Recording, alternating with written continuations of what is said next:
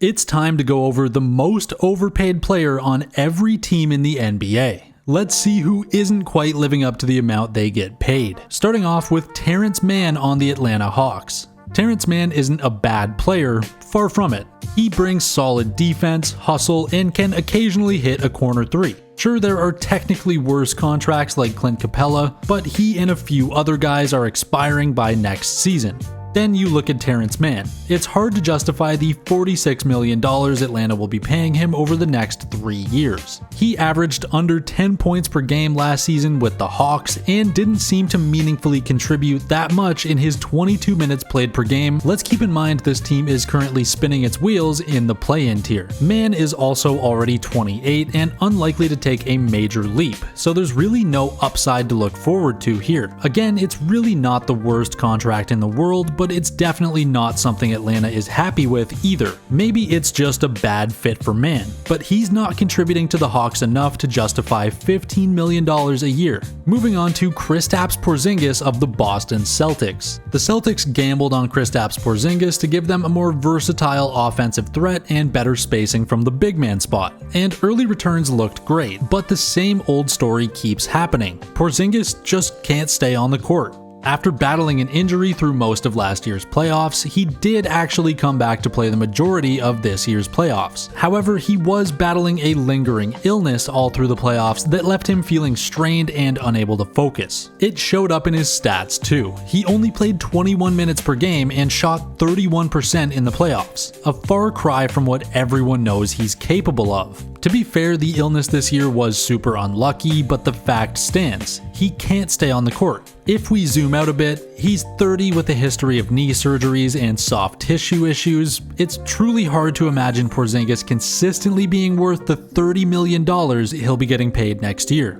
Moving on to Nick Claxton of the Brooklyn Nets. Claxton is a good player, a mobile rim protector who finishes lobs and fits the mold of the modern rim-running big, but his offensive game remains extremely limited. He offers virtually no shooting, no playmaking, and often becomes a non-factor in playoff-style basketball where spacing and offensive versatility are crucial. He's currently owed almost $70 million over the next 3 seasons, and it's looking like Brooklyn might have boxed itself in on this one, especially when a ton of guys offer most of his value with a fraction of the cost. Moving on to Jusuf Nurkic of the Charlotte Hornets. The Hornets didn't take on Jusuf Nurkic because they saw him as a foundational piece. They took him to get a first-round pick attached. That says a lot. Nurkic is well past his prime and has struggled mightily with injuries and conditioning for years now. While still capable of putting up the occasional double-double, he's a defensive liability in today's pace and space NBA, and his $19 million salary next year is out of step with his impact. On a rebuilding team like Charlotte, Nurkic is little more than a placeholder, and that money could be better spent developing younger talent or creating cap flexibility. It's not a case of him being unplayable,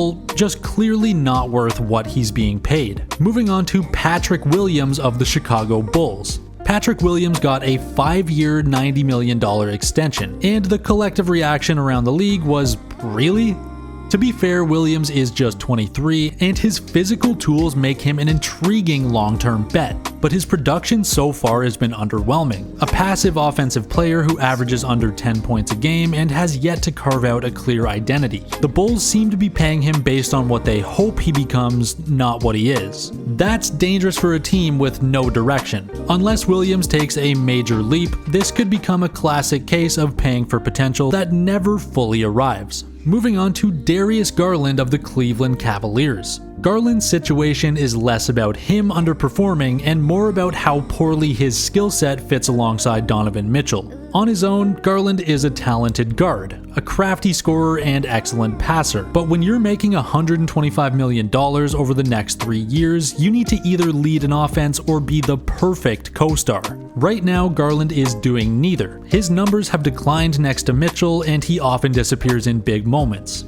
Add in his defensive limitations and the Cavs' growing redundancy in the backcourt, and suddenly Garland's max deal feels like a luxury they really can't afford. It's not that Garland is a bad player, he's just an awkward fit who's being paid like a cornerstone. Moving on to Isaiah Stewart of the Detroit Pistons. The Pistons gave Isaiah Stewart a 4-year $60 million extension. Stewart is a hard-nosed defender and a decent rebounder, but his offensive ceiling is extremely limited, and his shooting hasn't developed the way Detroit hoped. When you've got Jalen Duren looking more like the big man of the future, locking in Stewart at starter money feels very unnecessary. It's the kind of move rebuilding teams often regret later, especially when the player in question doesn't project to be a real difference maker. Moving on to Obi Toppin of the Indiana Pacers. Obi Toppin was one of the few Indiana contracts that didn't have clear value, but that's only because the rest of the roster is so well managed. He's owed $45 million over the next 3 years, which really isn't bad for someone of his talents. Toppin played an important energy role off the bench, brought highlight reel dunks, and transition offense, meshing very well with the Pacers' fast-paced style. Still, he's a limited half-court player and a defensive liability who can't really be counted on in high-leverage moments. In a vacuum, Toppin isn't a terrible overpay,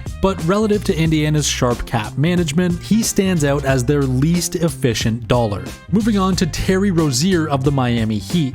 The Miami Heat took a swing by acquiring Terry Rozier, hoping his shot creation and scoring punch could complement Tyler Hero. Instead, they got inconsistent production and more injury problems. Rozier ended the season averaging just 10.6 points per game on 39% shooting, a far cry from the guy who once looked like a borderline all-star in Charlotte. At $26 million next year, Rozier isn't just underperforming, he's soaking up cap space that the Heat desperately need to retool a top-heavy roster. Worse yet, his defensive impact is negligible and his ball-dominant style never quite meshed well with Miami's team-oriented offense. For a franchise that prides itself on Heat culture, this move already feels like a rare misfire. Moving on to Kyle Kuzma of the Milwaukee Bucks. Kuzma's contract looked questionable the moment he inked a 4-year, $102 million deal, and his short stint with the Bucks hasn't done much to change the narrative. On paper, he brings size and scoring, but in the playoffs, his impact fell off a bridge. That's Kuzma though, and the core of why he's overpaid.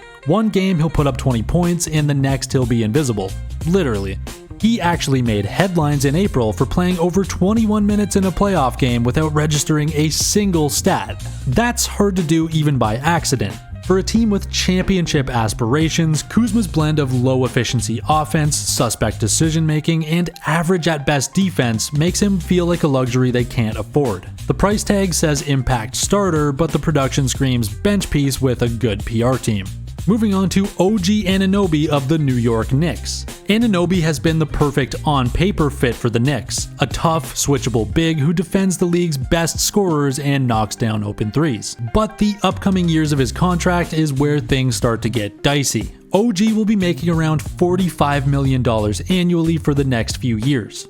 While his defense is elite, his offensive game remains limited, and after a lackluster playoff run from the Knicks, people are starting to look at contracts like OG's and wonder if he's all worth it. At the end of the day, paying top dollar for a 3-and-D role player never feels that good. Moving on to Jonathan Isaac from the Orlando Magic. It's honestly hard to evaluate Jonathan Isaac anymore without talking about how rarely he plays. The defensive talent is undeniable. He's a game wrecker when healthy, capable of guarding 1 through 5 and anchoring elite defensive units. But that when healthy caveat has become the entire story. Since 2020, Isaac has missed a ton of games, and while he did play 71 games this recent season, for the last few seasons he only averages around 15 minutes per game. The Magic are paying him like a solid starter, but the reality is he's a massive question mark that can't play starter minutes without breaking down. His injuries have been both serious and frequent in his career, and his offensive game has never progressed past raw putbacks and spot-ups, partially due to him never finding his footing without missing games.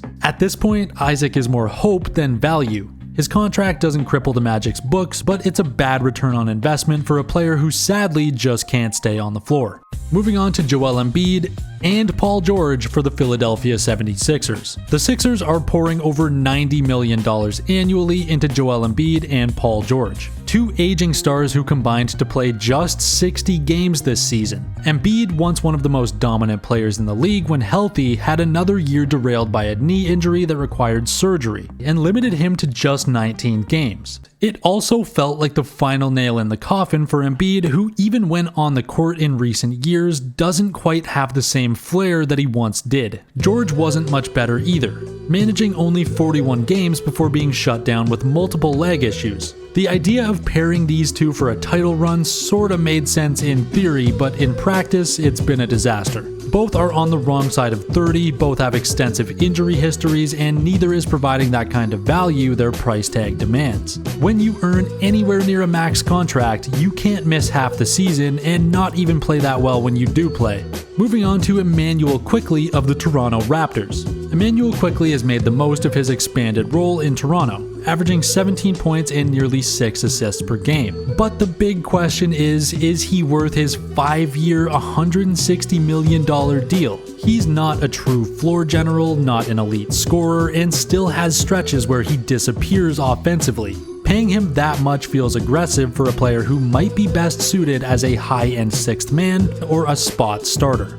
Quickley isn't a bad piece for the Raptors' rebuild, but they're currently tying up major cap space in a player whose ceiling might not be as high as the box score suggests. While nobody's really raising questions about the contract now, Toronto might come to regret it sooner rather than later. Moving on to Chris Middleton of the Washington Wizards. The Middleton contract might be one of the worst holdovers in the league right now. Once a reliable all-star and champion with the Bucks, Middleton now looks like a shell of himself. He struggled to stay on the court again this season and saw his numbers fall across the board. At nearly $33 million a year, Middleton's contract was already a tough pull for Milwaukee, but now that he's on a rebuilding Wizards squad, it's flat out baffling. He doesn't really improve this team, and his presence could end up stunting development for younger wings. At this point, Middleton is neither healthy enough nor impactful enough to justify the massive chunk of cap space he occupies. It's hard to see a scenario where this contract doesn't end up on every worst in the league list by next year.